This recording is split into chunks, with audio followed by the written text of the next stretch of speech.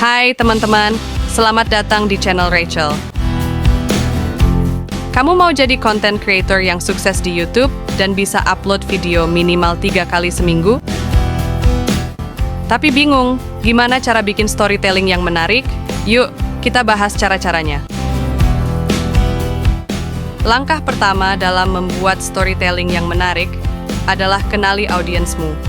Siapa mereka? Apa yang mereka suka? Apa masalah yang ingin mereka selesaikan? Dengan memahami audiens, kita bisa membuat cerita yang relevan dan menarik bagi mereka. Misalnya, kalau audiensmu suka video tentang teknologi, buatlah cerita seputar gadget terbaru atau tips teknologi yang bermanfaat. Langkah kedua, buat alur cerita yang jelas. Setiap video harus punya awal, tengah, dan akhir.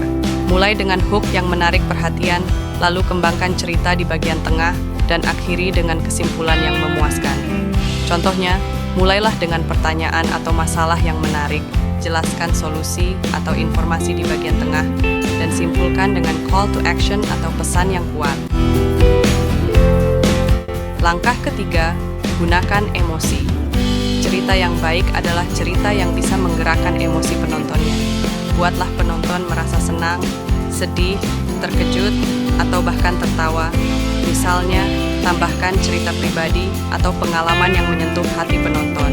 Emosi membuat cerita kita lebih hidup dan berkesan. Langkah keempat, perhatikan visual dan audio. Gunakan gambar, video klip, dan musik yang mendukung cerita. Visual yang menarik dan audio yang jernih bisa membuat penonton betah menonton video kita sampai habis.